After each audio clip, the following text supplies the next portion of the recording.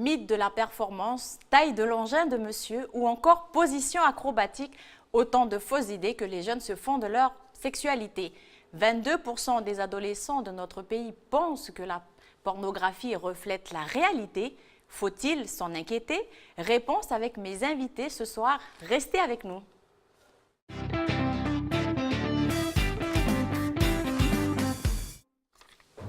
Bonsoir à tous et bienvenue dans votre émission, bienvenue dans la bande. Ce soir, nous avons 3 invités sur notre plateau, 2 invités qui nous viennent de Nouméa et de Poignimier. Mesdames, bonsoir. Bonsoir. Bonsoir. Alors, Amélie Gauquelin, directrice opérationnelle du comité du CP2S, j'ai l'habitude de dire CP2S. Vous pouvez nous expliquer quels sont les sigles? Oui, alors CP2S, ça veut dire Comité de promotion de la santé sexuelle. Voilà, je voulais vous laisser le dire vous-même. Alors, vous menez actuellement une campagne auprès des jeunes pour leur dire que le porno, c'est faux. Pourquoi insister sur le fait que ce n'est que du cinéma et non la réalité? Alors en fait aujourd'hui on se retrouve face à un phénomène qui est que la pornographie est accessible de plus en plus dû simplement à l'évolution des technologies. Aujourd'hui sur internet on a accès à la pornographie très facilement, donc les jeunes peuvent y avoir accès aussi, que ce soit à partir d'un ordinateur, même d'un smartphone de nos jours. Donc c'est vrai qu'ils ont tendance du coup à pouvoir visionner beaucoup plus facilement de la pornographie, et sur des jeunes qui ont peu d'expérience, voire pas forcément...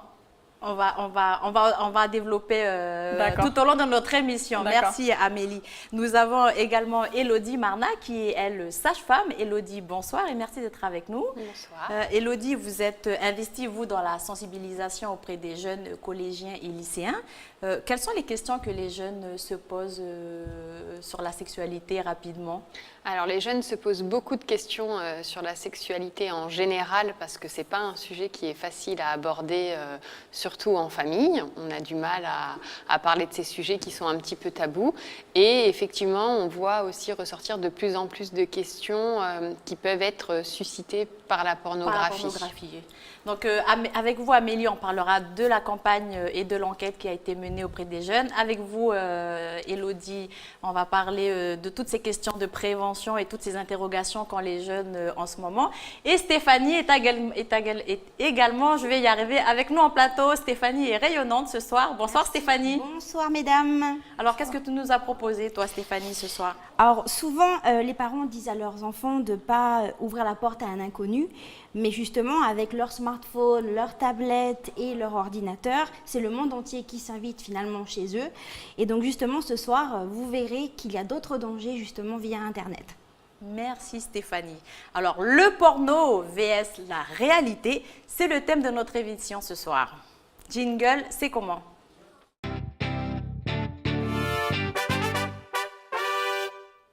Je vous le disais, 22% des jeunes du pays pensent que la pornographie reflète la réalité.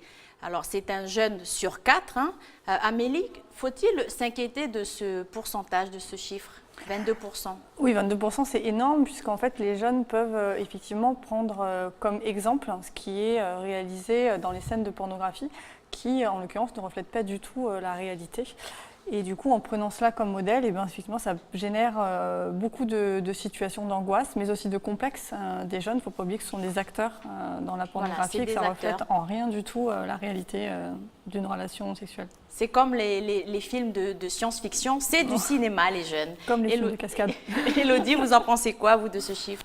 Ben oui, je trouve qu'effectivement, c'est un chiffre très important. Et comme le disait Amélie, le problème, c'est que ça touche effectivement, avec les écrans qui sont très accessibles, des jeunes de plus en plus jeunes et qui n'ont pas encore eu de relations sexuelles ou qui ne connaissent rien du tout à la sexualité. Et le problème, c'est qu'ils font leur éducation sexuelle en visionnant ces images qui ne reflètent pas du tout la réalité et qui peuvent avoir de lourdes conséquences. Merci. Alors, face à ce constat, l'association CP2S, dont vous êtes la directrice opérationnelle, a lancé une campagne vidéo qui a été lancée pour tordre le cou justement à ces fausses idées véhiculées par la pornographie. Alors, 5 sketchs ont été réalisés avec des jeunes acteurs, dont Esteban Gardez, qu'on connaît tous bien, cet humoriste calédonien qu'on connaît sur les réseaux sociaux. Alors, pour nous chauffer un peu, les filles, et nous mettre un peu en condition, attention, n'est-ce pas Stéphanie? Oui. Je vous propose de découvrir une de ces vidéos. Alors le clip s'appelle « Le pot contre la cuillère », tout de suite.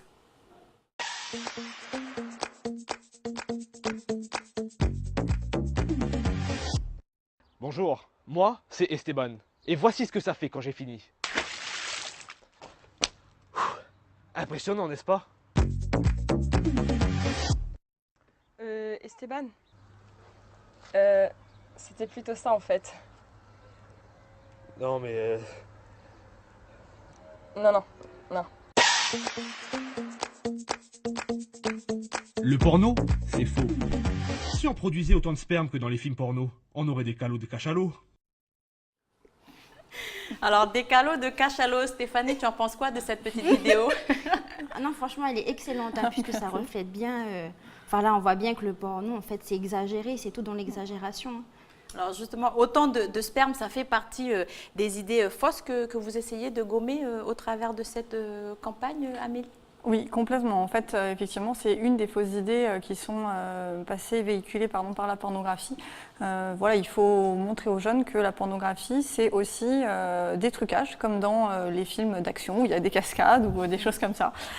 Et voilà, et un des trucages, c'est effectivement sur la quantité de sperme. Et après, effectivement, on entend beaucoup de choses quand on fait des interventions scolaires où des fois on entend dire ah bah voilà, s'il n'y a pas eu beaucoup de quantité de sperme, c'est qu'il n'y a pas eu beaucoup de plaisir ou plein de choses comme ça qui en fait sont complètement fausses. Et du coup, c'est très important de faire passer des messages de prévention parce que il y a des complexes qui naissent de manière inutile à cause de la pornographie. Élodie, c'est des questions qui reviennent dans vos interventions également? Ce sont des questions qui reviennent, effectivement. Est-ce que quantité de sperme est liée au plaisir et aussi est-ce que la quantité de sperme est liée à la fertilité, hein? Très jeune, les jeunes lient sexualité et fertilité. Et effectivement, est-ce que s'il n'y a pas beaucoup de sperme, ça veut dire que c'est un homme qui est moins fertile qu'un autre? Et alors, pour rassurer tout le monde, le sperme, ça contient des millions de spermatozoïdes et il suffit d'un seul pour obtenir une grossesse. Donc, la quantité normale de l'éjaculat, c'est une petite cuillère à café, comme on le voyait dans le clip, et pas des tonnes de sperme. Et heureusement, finalement, c'est bien. Heureusement, sinon, vous auriez des organes de cachalot, hein, messieurs. Alors, histoire de se faire une idée un peu en plateau, qui a déjà visionné un film de plus de 18 ans? Stéphanie? Comme tout le monde, hein, moi, c'est à l'adolescence avec une bande de copines par curiosité. Et franchement, je trouve que c'est vraiment choquant. Parce que, en tant Tu avais quel âge? Oh, je devais avoir 14-15 ans. Et en fait, jeune. Oui. Et en tant que femme, c'est choquant parce que les femmes sont vraiment, dans les films pornographiques, des objets. Et c'est vrai que ça fait peur. On se dit, est-ce qu'il faut passer par là pour... Non. La curiosité, c'est vraiment ce qui attire les jeunes à aller regarder ce genre de film? Oui, en fait, les jeunes disent que... alors, dans notre étude, on ne l'a pas spécifiquement étudié, mais si on prend d'autres études liées à ça, effectivement, on s'aperçoit que les jeunes disent qu'ils y vont par curiosité pour une part d'entre eux. Et il y en a qui déclarent aussi y aller tout simplement pour savoir comment faire. Et pour s'éduquer. Donc ça, c'est vraiment, effectivement, c'est vraiment des pourcentages un peu embêtants. Donc, Et vous, les films porno, vous en avez déjà vu? Alors moi, personnellement... À quel âge le premier? J'ai eu la chance ou la malchance, je ne sais pas, d'être entourée d'énormément de sages-femmes et de gynécologues dès le très jeune âge et d'être très sensibilisée à ça et d'être dans une famille où on parlait très ouvertement de la sexualité. Du coup, j'ai jamais ressenti le besoin d'aller m'informer en regardant des films pornographiques ou des images, parce qu'on parle beaucoup des films, mais il y a aussi tout simplement des images, des petits catalogues, on dit des magazines qui traînent et on ne fait pas bien attention. Dans les familles, il y en a et ça ressort. Il n'y a pas que les films, toutes les images. Oui, il y a quelques années de ça, on était encore sur des livres c'est vrai que qu'on maintenant, ça achetait évolue dans très les vite. magasins. Et ça évolue très vite et j'ai envie de dire c'est aussi une autre source de problème puisqu'en fait avant si on voulait visionner de la pornographie quelque part il fallait aller le chercher. La chercher au magasin ou dans le club. C'est ça, c'était un effort quelque ouais. part demandé alors qu'aujourd'hui elle s'impose tellement facilement à nous. Voilà, et on peut même en voir sans vouloir parce que on est avec un groupe d'amis. On en parlera d'ailleurs Ouais. un peu plus tard dans l'émission. Amélie, au travers de l'enquête qui a été réalisée sur la sexualité auprès de ces jeunes-là de 15 à 20 ans, un premier constat est assez éloquent. Hein. Beaucoup pensent que la réalité, que le porno, c'est la réalité. Pourquoi, justement? Pourquoi ces jeunes pensent que ce qu'ils voient à la télé, c'est vrai? Je pense que les jeunes se disent, bon, c'est des acteurs, c'est des hommes et des femmes comme nous, voilà, ils ont une pratique, ça nous paraît complètement faisable. Peut-être qu'effectivement c'est dû à ça, et parce que peut-être qu'effectivement autour d'eux, que ce soit dans un cercle familial ou même au sein du milieu scolaire, il n'y a pas forcément eu d'informations pour les prévenir que ces vidéos-là, elles font aussi partie de la fiction de toutes les autres, comme toutes les autres vidéos qui puissent exister de n'importe quel film. Et justement, je vous propose de regarder une deuxième vidéo qui a été réalisée toujours au travers de votre campagne. Cette vidéo, elle est là pour casser les stéréotypes dans celui de la femme objet. Donc c'est une vidéo qui est exclusive, elle va sortir demain sur les réseaux sociaux, sur Facebook. Donc c'est une petite surprise que vous nous avez réservée. On vous propose de la découvrir tout de suite.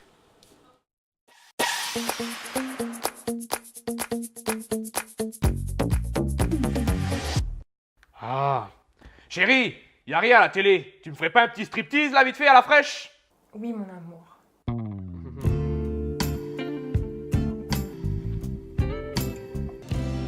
Ah voilà, c'est bien. T'as gardé le droit de me faire une petite pipe maintenant. Ça te dirait de, je sais pas, de faire un striptease? Enfin, si ça te dit, c'est pour passer le temps, quoi, parce qu'on a peu rien à faire et tout. Et puis, je te trouve tiède, comparé à la température de l'atmosphère de la pièce, qui est chaude, on suffoque. Je trouve que t'es pas adapté, quoi. Donc, pour te réchauffer, peut-être un striptease. Vas-y, mon gros. Je te regarde.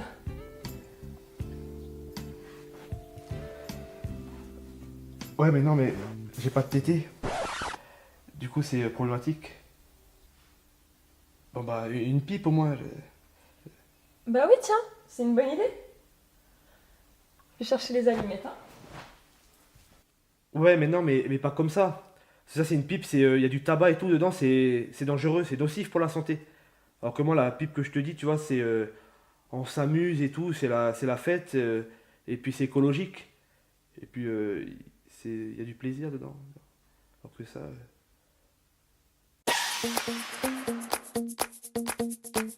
Le porno, c'est faux. Ta copine, c'est pas un objet. Traite-la avec respect.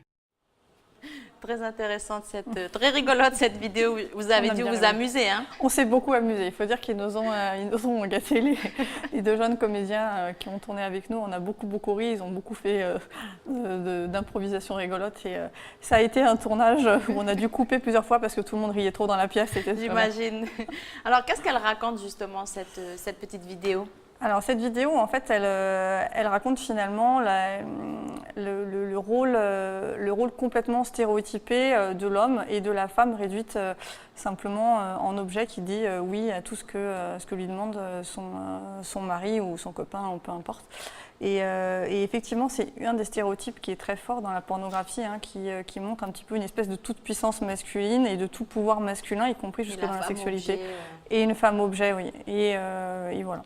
Donc c'est vraiment embêtant. Élodie, c'est ce que vous essayez aussi de casser dans vos interventions ? C'est ce qu'on essaie de casser et on essaie surtout de véhiculer en fait l'image que dans la pornographie, tout est instantané, c'est du tout de suite. Hein. Il y a rarement de préliminaires. Effectivement, c'est l'homme dominant qui arrive et la femme qui doit... Déshabille-toi. Alors voilà, quand on a de la chance qu'il y a un petit scénario, il y a un plombier, tout ça, il y a une petite histoire, mais parfois il y a la même femme pas. de ménage qui s'invite. C'est ça, toujours le plombier nu sous sa combinaison ou l'infirmière qui n'a pas de sous-vêtements. Hein. C'est jamais comme ça dans les couloirs des hôpitaux.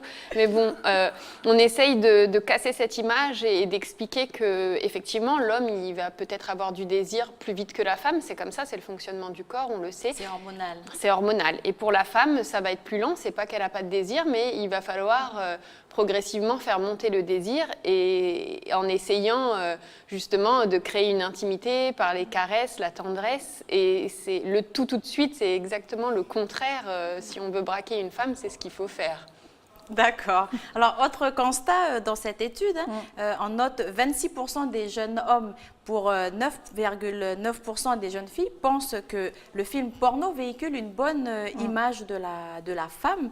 26,5%, c'est un chiffre inquiétant, Amélie?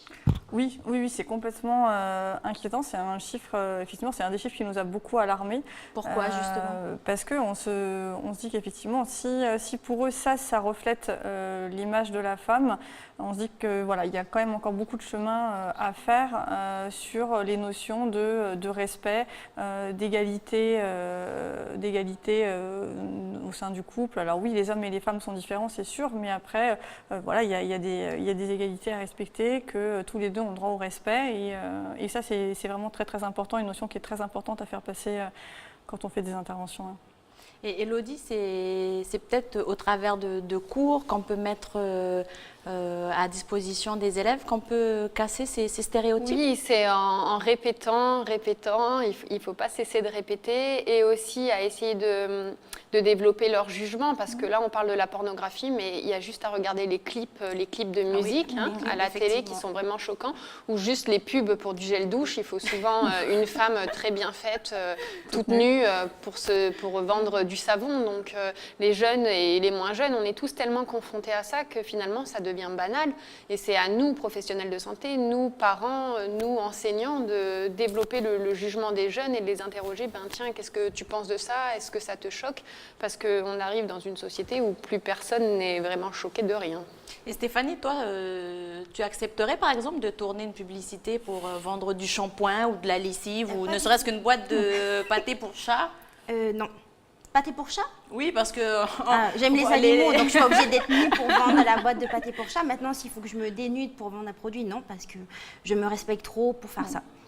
Mais peut-être que c'est aussi dans la société qu'il faut faire quelque chose, parce que les femmes acceptent de faire ces publicités, acceptent de tourner dans des clips où on leur demande de faire des choses. Peut-être qu'il faut aussi modifier tout ce qui est ancré dans la société, non?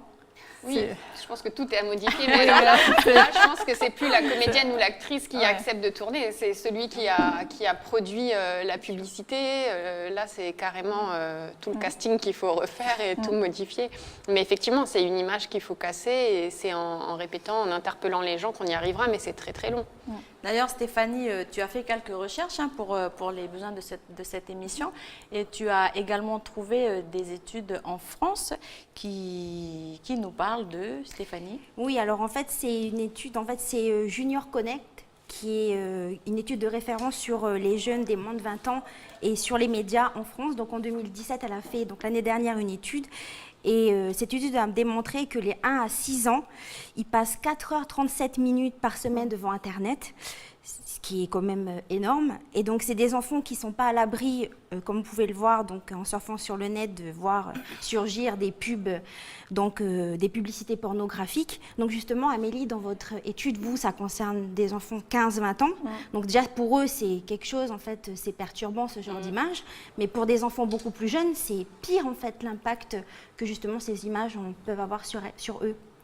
Oui, complètement. Plus effectivement l'enfant va être jeune et du coup, moins il va avoir de maturité, on va dire, plus il peut prendre une totale identification face à cette pornographie. Donc c'est vrai que c'est très très dangereux. Et en fait, si on va même plus loin que notre étude, on retrouve en France des études qui ont été faites sur des enfants encore plus jeunes et on voit qu'il y a une bonne partie qui, à l'âge de 12 ans, je crois que c'est de l'ordre de 30%, a déjà vu de la pornographie. Donc c'est vrai que c'est très inquiétant et il faut vraiment se pencher sur ce problème. Et justement, pour les parents qui nous regardent et qui laissent leurs enfants sur Internet, est-ce qu'il y a des choses pratiques qu'on peut donner, des astuces pratiques qu'on peut donner pour les protéger leurs enfants sur Internet? Mettre par exemple des contrôles parentaux? C'est ça. En fait, c'est du contrôle parental. Après, j'ai envie de dire, est-ce que finalement, il est si judicieux que ça de laisser un enfant jeune seul sur Internet? Est-ce que un ordinateur dans la chambre d'un jeune, c'est finalement une bonne idée? Est-ce que la place d'ordinateur, c'est pas plutôt dans une pièce visible de tout le monde dans le salon, ou même si on n'est pas tout le temps penché derrière son épaule, il y a quand même tout le temps quelqu'un qui regarde? C'est peut-être aussi un autre moyen de contrôle, parce que le contrôle parental, malheureusement, il fait pas tout et que il faut aussi visuellement voir ce que regarde l'enfant. Oui. Alors, la sexualité prend de plus en plus de place dans les médias sur une surexposition qui est souvent accompagnée de stéréotypes. Des stéréotypes, on en a à toutes les catégories, à toutes les sauces. La performance, le mythe de la performance, la quantité de sperme ou encore la taille du pénis. Autant d'idées fausses que les jeunes peuvent se faire de leur sexualité. Parler de sexualité, mesdames, c'est une manière de lever les tabous. C'est important de parler de la sexualité? C'est très important de parler de sexualité pour véhiculer déjà toutes les informations qui concernent la prévention des grossesses non désirées, la prévention des infections sexuellement transmissibles et effectivement prévenir toutes les images non adaptées qui pourraient être visionnées. Donc les parents peuvent parler de sexualité et quand les parents n'y arrivent pas, ils peuvent passer le relais. Il ne faut pas hésiter à consulter. Finalement, il y a plein de professionnels prêts à les recevoir. Dans certaines familles Et moi, je reçois en consultation des mamans, souvent, qui viennent avec leur très jeune fille de 14-15 ans et qui me disent, je te l'emmène pour que tu lui parles. Tu sais bien de quoi il faut parler pour que tu lui parles. Donc, à qui on peut justement s'adresser si on a des difficultés pour parler de sexualité à nos enfants à la maison? Déjà à l'infirmière scolaire, par exemple, au collège, au lycée, à la sage-femme du village, au médecin de famille. Finalement, il y a plein de professionnels qui sont là autour. À qui on peut se retourner? L'important, c'est de se tourner vers quelqu'un qui va donner les bonnes informations. Si c'est trop tabou dans la famille, c'est très très bien que les parents en parlent, que ce soit un sujet ouvert. Malheureusement, on sait qu'il y a des familles où c'est pas possible et c'est trop tabou. Dans ce cas-là, on peut confier ça à un autre membre de la famille à condition que ce soit quelqu'un qui véhicule les bonnes informations. Et si vraiment c'est trop compliqué, on peut emmener effectivement l'enfant ou le jeune vers un professionnel pour discuter. Stéphanie, toi par exemple, ça a été facile pour toi de discuter sexualité à la maison avec tes parents, avec ta maman? Oui, en fait, moi, même si par curiosité, j'ai voulu faire comme mes copines et regarder ce que c'était, que les films porno, tout le monde en parlait, j'ai pas eu ce problème parce que chez moi, on parle librement de sexualité, c'est pas un sujet tabou. Et je pense que ça m'a beaucoup aidée. Merci Stéphanie. Stéphanie, tu as d'ailleurs une autre petite vidéo à nous proposer. Ah bon? Ah non, c'est une autre vidéo de... Excuse-moi Stéphanie, c'est effectivement c'est une autre vidéo qui font partie, un autre sketch qui fait partie de la campagne que vous menez actuellement. Alors c'est un clip qui s'appelle Pourquoi faire compliqué? Je vous propose de le découvrir tout de suite.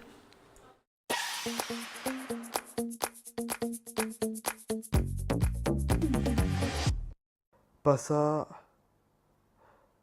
Ah, ça! Pour impressionner sa bien-aimée. Rien de plus simple. Allongé sur le dos, un petit pont, poussé sur les pieds.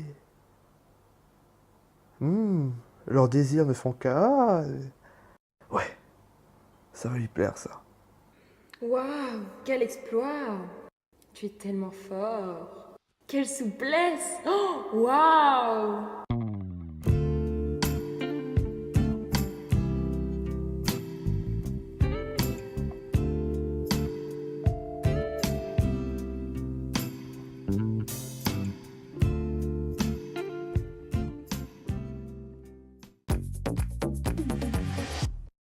Aujourd'hui, il y a quelqu'un qui m'est rentré dedans, il a défoncé la... Mais qu'est-ce que tu fais?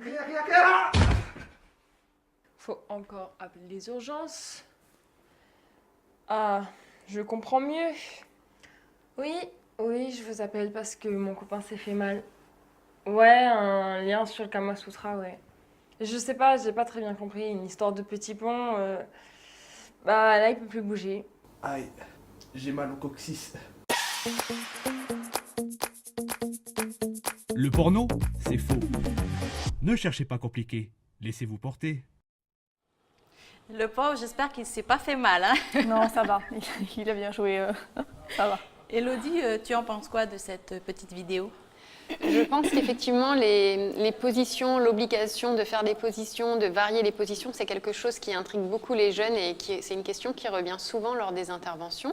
Alors attention, tout n'est pas mauvais dans le porno. Hein. Moi, ce que j'essaye de véhiculer, c'est qu'on peut varier les positions pour pimenter sa sexualité, c'est possible. Parce que sinon, une sexualité répétitive, ça peut être lassant aussi. Mais généralement, quand on commence, quand on est jeune, c'est pas lassant parce qu'on a tout à découvrir. Le besoin de pimenter, il arrive après quand on est dans une sexualité plus aboutie. Donc c'est possible, pourquoi pas varier les positions à partir du moment où les deux partenaires sont consentants et qu'on ne se fait pas un tour de rein et que ça ne devient pas une lutte, une escalade à la position et à la performance. Parce que le but de la sexualité, c'est de prendre du plaisir et si ça devient trop compliqué et qu'il faut beaucoup réfléchir, il n'y a plus de plaisir. Il faut faire un plan avant de passer à l'action. Alors, 48% des jeunes dans cette étude reconnaissent le fait de visionner des films à caractère pornographique, Internet étant le moyen privilégié pour y accéder. En quoi, mesdames, la pornographie est-elle dangereuse? Pourquoi on dit à nos jeunes que c'est dangereux? Pourquoi depuis le début de l'émission, on insiste sur le fait que c'est dangereux? Peut-être tout simplement qu'il y en a qui ne le comprennent pas. Pourquoi? En quoi c'est dangereux? C'est dangereux parce que ce qu'on veut faire passer comme message, c'est que la pornographie, finalement, on peut en regarder. Voilà, si on n'est pas là pour dire regardez pas de pornographie. Voilà. Après, il faut quand même savoir que c'est interdit au moins de 18 ans. Il y a des messages à faire passer, c'est que la pornographie, c'est des images qui parfois peuvent être très très violentes. Et ça, il faut faire très attention. Il y a vraiment des choses violentes dans la pornographie. Et le deuxième message qu'on veut faire passer, c'est attention, n'oubliez pas que c'est un film, un scénario, des acteurs, que c'est pas la vraie vie, que c'est dénué de tout sentiment, contrairement à la vraie vie, et que c'est pas ce à quoi on tend quand on recherche une sexualité épanouie et heureuse. Du coup, Élodie, tu as ramené des petites questions que tu avais dans ta boîte à questions lors de tes forums théâtre. Lors des interventions en milieu scolaire, on répond aux questions de manière ouverte et puis parfois les jeunes sont trop timides pour poser les questions à l'oral, donc on donne une boîte à questions où ils peuvent glisser une question anonyme. Et donc, je vous ai ramené 3 petites questions. Je vous ai apporté des questions, pour exemple. Donc voilà, pourquoi la femme doit crier fort quand elle a un rapport ? Donc ça, c'est probablement une image véhiculée par la pornographie, puisque vous savez que dans les films pornographiques, les femmes crient toujours très très fort. Est-ce qu'on est obligé de crier fort, justement? Donc on n'est pas obligé de crier. J'ai envie de dire qu'il y a autant de façons de faire l'amour que de personnes, en fait. Chacun va faire l'amour comme il le ressent. C'est ça, le rapport sexuel, c'est un jeu entre deux partenaires.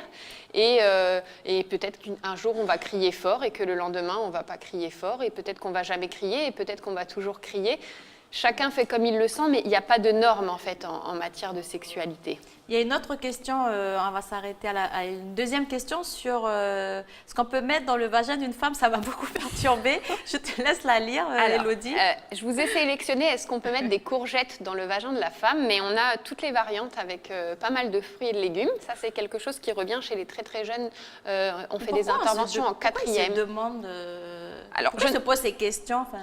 Je ne sais pas exactement d'où vient la question. Est-ce que c'est quelque chose qui a été véhiculé par la pornographie? Peut-être. Est-ce que c'est un petit jeu pour voir comment réagit l'intervenant en face d'eux?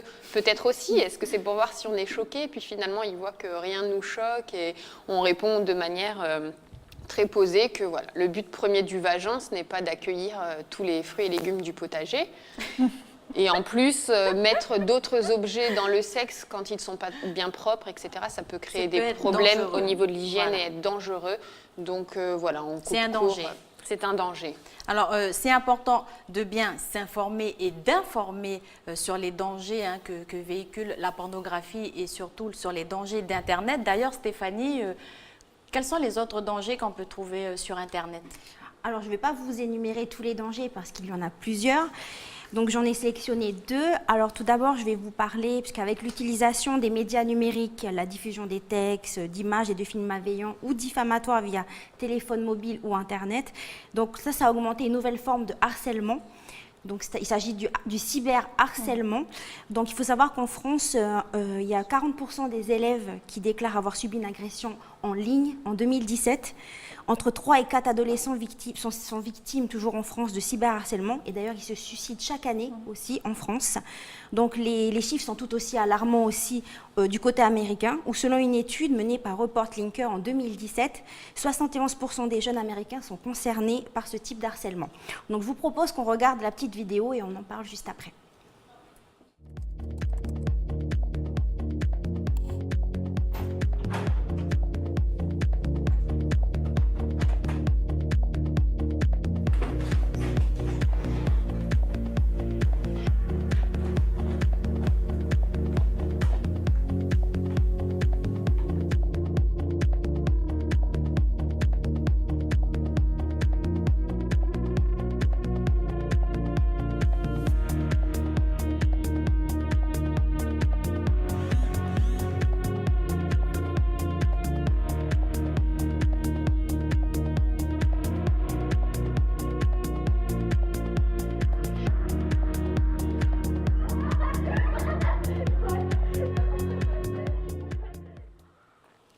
Mesdames, vous en pensez quoi